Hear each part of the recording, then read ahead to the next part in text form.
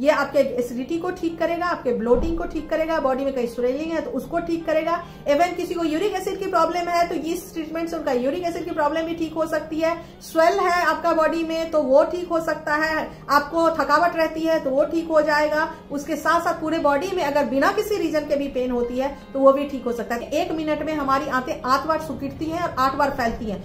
2017 में एक स्टडी हुआ है और उस स्टडी में ये पता किया गया है कि जितने भी लोगों को नसों में मोस्टली प्रॉब्लम है, जहां और वो ऐसे नसों की प्रॉब्लम जिनमें ब्लॉकेज की प्रॉब्लम ज्यादा है, और ऐसे लोग जिनको की माइग्रेन की, हेडेक की रेगुलर बेसिस पे सिचुएशन रहती है, उनको हर 3 दिन 4 दिन में माइग्रेन का अटैक आता है, उन सभी लोगों में कॉन्स्टिपेशन होने की संभावना बहुत ज्यादा पाई जाती है। अब मैं बताऊं, जितने लोगों में एक्जिमा, दाद, खाद, खुजली की प्रॉब्लम देखते हैं, सफेद दाग की प्रॉब्लम देखते हैं, फेस पे पिगमेंटेशन, फ्रेकल्स देखते हैं, झाइयां की प्रॉब्लम देखते हैं, ये सब प्रॉब्लम कहीं ना कहीं कॉन्स्टिपेशन से जुड़ा हुआ है। स्टमक में अगर कोई प्रॉब्लम है, स्टमक अगर ठीक नहीं है, उसमें अगर मोशन प्रॉपर नहीं आ रहा है, हमारा पेट क्लीन रोज नहीं हो रहा है, तो आपको मालूम है कि एक दिन भी अगर हफ्ते में कोई भी एक दिन ऐसा हुआ कि आपका पेट क्लीन नहीं हुआ तो 20 से ज्यादा बीमारियां होने की संभावना होती है। ऐसा क्यों होता है, कभी सोचा आपने? नहीं। तो चलिए मैं आपको बताती हूँ ऐसा क्यों होता है। ऐसा इसलिए होता है कि जो हम खाना खाते हैं, खाना जब पचता है, पचने के बाद में जो वेस्ट मटेरियल बचता है वो हमारे बॉडी से बाहर निकलना जरूरी होता है। क्यों जरूरी होता है? क्योंकि उस वेस्ट मटेरियल में, जिसको कि हम मोशन कहते हैं, जिसको कि मल कहते हैं, जो हमारा निकलता है उसमें बहुत सारा बैक्टीरिया होता है और उसके अंदर बहुत सारा टॉक्सिन्स होता है, बहुत सारा टॉक्सिन्स। अगर वो हमारे शरीर से बाहर नहीं निकला तो क्या होगा कि वो आंतों में जाकर चिपक जाएगा, और जब वो आंतों के दीवारों पे जाकर चिपक जाता है फिर धीरे धीरे उसमें फफूंदी लगना शुरू हो जाता है, वो सड़ना शुरू हो जाता है और उसके बाद बीमारियों का होना हमारे बॉडी में स्टार्ट हो जाता है। इसको कहते हैं कब्ज की प्रॉब्लम। आज अगर बात करें 10 लोगों से अगर आप बात करोगे तो 8 लोग इसमें से ऐसे हैं जिनको या तो कॉन्स्टिपेशन की प्रॉब्लम है, या उनको एसिडिटी की प्रॉब्लम है, या ब्लोटिंग की प्रॉब्लम है। ये प्रॉब्लम इतनी कॉमन है कि किसी भी घर में अगर 5 लोग रहते हैं तो उसमें से 3 लोगों को आप देखोगे जरूर ये प्रॉब्लम है। इसका इलाज क्या है? कुछ नहीं। लोग क्या करते हैं, एंटासिड खा रहे होते हैं, चूरन खा रहे होते हैं, कहा जाता है सलाद ज्यादा खा लो, वो खा रहे होते हैं, फाइबर फ्रूट खा रहे होते हैं, फाइबर रिलेटेड बहुत सारा फ्रूट खा रहे होते हैं। लेकिन क्या इन सबसे ठीक हो जाता है? नहीं होता है। क्या ये दवाइयां इलाज हैं? नहीं इलाज है। तो फिर इसका क्या इलाज है? आप अगर कहेंगे कि कॉन्स्टिपेशन से क्या इफेक्ट होता है, कॉन्स्टिपेशन से हमारा लिवर, हमारा हार्ट, हमारा किडनी, हमारे स्किन, हमारे बाल, हमारे बोन्स, हमारे टिश्यूज, हमारे सेल्स, सब कुछ अफेक्टेड होता है, सब कुछ।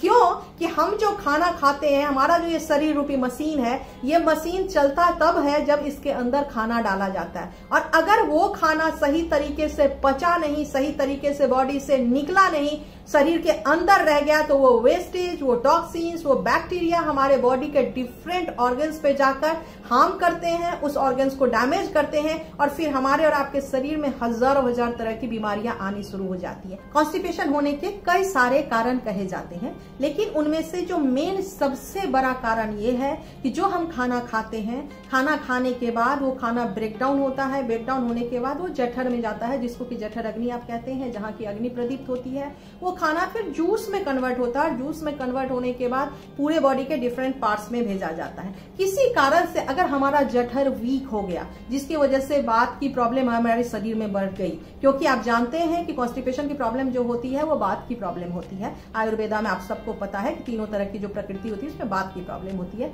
जिसकी वजह से ये होती है। जठर वीक हो गया। अब जठर जो वीक होता है, जो कि प्रॉपर सही तरीके से इस जूस को कन्वर्ट नहीं कर पाता और पूरे बॉडी में ये जा नहीं पाता, जिस वजह से ये प्रॉब्लम होती है।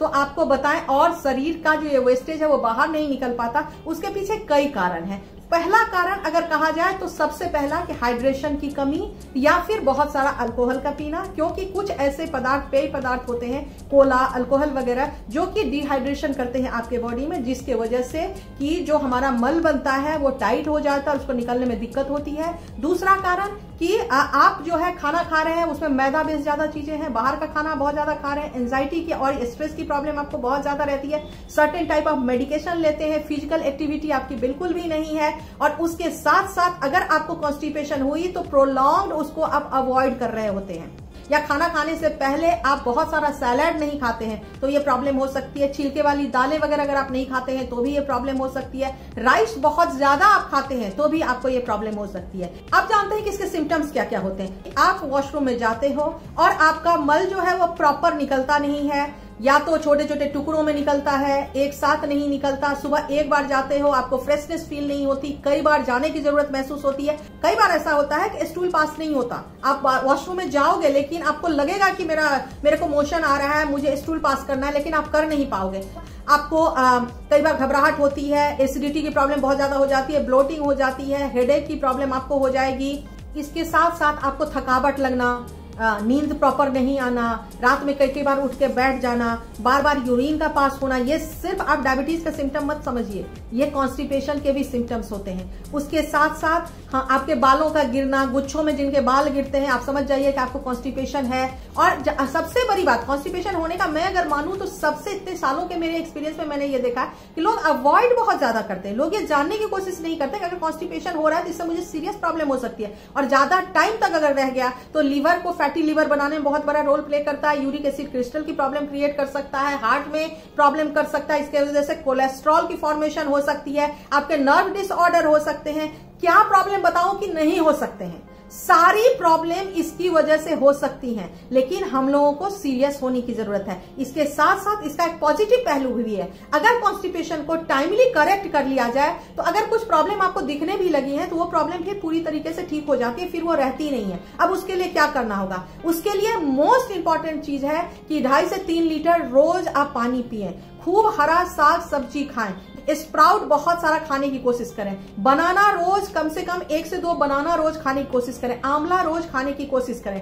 उसके साथ एक्टिविटी, आधे से पौने घंटे की वॉक और योगासन आपको बहुत बड़ा रोल प्ले कर सकता है। खाना खाने के बाद प्लीज 20 मिनट तक बैठे नहीं, खाना खाने के बाद 20 मिनट तक आप मूव करते रहें, मतलब कि चलते फिरते रहें, दौड़े नहीं, तेजी से नहीं, लेकिन स्लोली हल्के से आप चहलकदमी करते रहें। इससे क्या होता है कि हमारी आंतों में जो है कंट्रैक्शन होती है और वो धीरे धीरे करके 1 मिनट में हमारी आंतें 8 बार सिकुड़ती हैं और 8 बार फैलती हैं। तो धीरे धीरे करके खाना जो है नीचे जल्दी आ जाएगा, और जब खाना नीचे आ जाएगा तो उसके वजह से क्या होगा कि मोशन आपका प्रॉपर आएगा। उसके साथ बहुत सारे लोग ऐसा करते हैं कि पतले होने के चक्कर में ऑयल को बिल्कुल ही अपनी लाइफ से हटा देते हैं, तो प्लीज ऑयल को ना हटाएं। देसी घी बहुत इंपॉर्टेंट है, स्पेशली गाय का देसी घी एवरी डे अपने डाइट में आप शामिल करें, क्योंकि उससे क्या होता है, लिब्रिकेशन बना हुआ रहता है आंतों में। जब लिब्रिकेशन होती है तो जो हमारा खाना है वो धीरे धीरे सरक कर धीरे धीरे नीचे की तरफ जाता है और हमारे बॉडी को प्रॉब्लम नहीं होती है। प्लस क्या होता है कि लिक्विड चीजें आप दिन भर खाते रहें, पानी के साथ साथ दही, छाछ, लस्सी, कुछ भी आपको जब भी ठीक लगता है ये चीजें अगर आप लेंगे, स्पेशली छाछ में कहूंगी कि दिन के खाने में अगर आप छाछ लें और छाछ के अंदर आप पुदीना,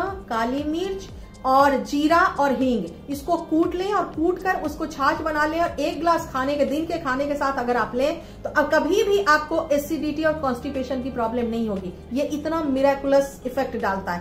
अब हम आते हैं उपाय, और इसके बाद हम जानते हैं कि इसको लेना कैसे है। तो आपको लेना है 2 बड़े चम्मच धनिया, 2 ही बड़े चम्मच सौंफ, ये बड़ी सौंफ लेनी है। आपको 2 ही चम्मच लेना है जीरा, आपको लेना है 2 चम्मच अजवाइन, आपको लेना है आधा चम्मच हल्दी, आपको 1 चम्मच लेना है मुलैठी का पाउडर, 8 से 10 हरड़ बहेरा जो होती है, 8 से 10 लेना है छोटी इलायची, और आपको 2 चम्मच लेना है काला नमक। अब आपको क्या करना है कि धनिया, जीरा, सौंफ और अजवाइन को हल्का सा रोस्ट कर लेना है 1 मिनट के लिए बस। उसके बाद इन सारी चीजों को मिक्सी में, ग्राइंडर में अच्छे तरीके से पीस लीजिए। जब आप पीस लेंगे उसके बाद इस तरह का ये आपको देखने को मिलेगा। अब हमें क्या करना है कि इसके अंदर में जो हमने ये काला नमक बनाया हुआ है, ये काला नमक हमने डाल देना है। और काला नमक डालने के बाद, नमक हमेशा इसमें थोड़ा सा ज्यादा होता है क्योंकि ये क्या करता है कि आपके बॉडी की जो आंत है उसकी एक्टिविटी को इंक्रीज कर देता है काला नमक। अब इसको लेना कैसे है? तो लेने के लिए आपको क्या करना है कि 1 इंच टुकड़ा अदरक लेना है, उस अदरक के टुकड़े का आपको रस निकाल लेना है और उस रस को इस पानी में मिक्स कर दिया हमने।